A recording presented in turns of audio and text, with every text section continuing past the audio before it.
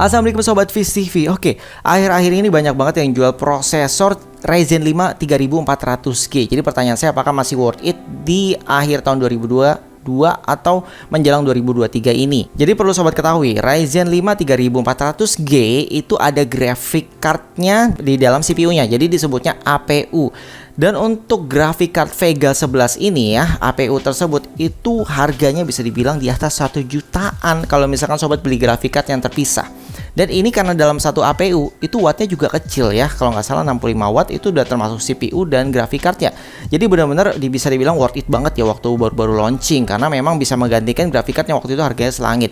Nah sekarang banyak yang menjual mungkin karena mereka sudah upgrade dan VGA sudah mulai turun harga ya. Tapi menurut saya ini cocok banget bagi sobat yang baru mulai karir ya, misalkan jadi streamer, bagi YouTuber gitu ya, yang baru memulai karir terus mau beli VGA juga budgetnya tipis gitu ya, nanggung atau kentang. Mungkin Ryzen 3400G ini bisa menjadi pilihan sobat. Jadi dalam video ini saya akan tes benchmark termasuk game dengan kondisi seperti sobat lagi streaming ya. Jadi otomatis OBS-nya on dan bedanya satu lagi OBS-nya off. Tapi dalam kondisi OBS-nya masih berjalan. Jadi hanya di record atau tidak record. Jadi di sini yang sobat lihat FPS-nya bukan FPS yang di saat play game semua aplikasi ditutup, enggak ya, tapi dalam kondisi OBS-nya berjalan.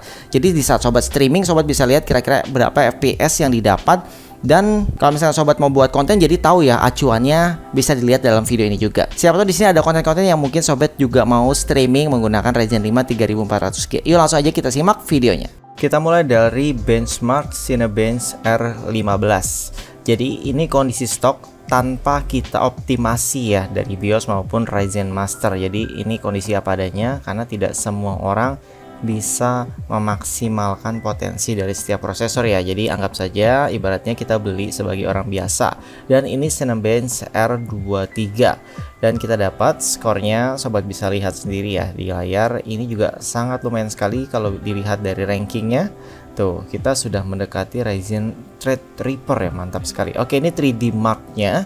Sayang sekali 3D Mark yang spy time-nya itu hilang datanya ya. Jadi kita tidak dapat angkanya. Jadi ya terpaksa karena sudah tidak kita pasang lagi prosesornya. Oke, terus kemudian ini yang Fire Strike score-nya ya. Jadi goods. Dan yang satunya itu sebenarnya best kalau nggak salah ya, best atau great gitu. Terus untuk game-game di sini juga ada yang tidak terekam untuk MSI Afterburner-nya ya, atau FPS-nya. Untungnya saya punya backup-an ya. Jadi di sebelah kanan layar sobat bisa lihat yang direkam ini adalah kondisi menggunakan OBS. Jadi semuanya ini kita rekam dari OBS. Jadi ada penurunan FPS ya. Contohnya ini 28 sampai 35. Tanpa OBS kita mendapatkan 34 sampai 44. Jadi kenaikannya lumayan tinggi ya. Untuk tes game lainnya silahkan sobat lihat acuannya di kanan sebelah atas ya. Ada dengan OBS dan tanpa OBS itu adalah FPS terendah dan tertinggi. Jadi untuk rata-ratanya sobat tinggal dibagi aja ya pertengahan dari terendah dan tertingginya. Kemudian untuk catatan untuk game Fortnite itu rendah banget karena memang di saat turun dari parasut dan turun dari kapal gitu ya. Nah itu doang sih dia agak nge-lag di situ, tapi selanjutnya itu sebenarnya lancar. Dan untuk semua game di sini yang sobat lihat tinggal lihat acuannya secara manual di sebelah pojok kanan atas ya, dengan OBS dan tanpa OBS.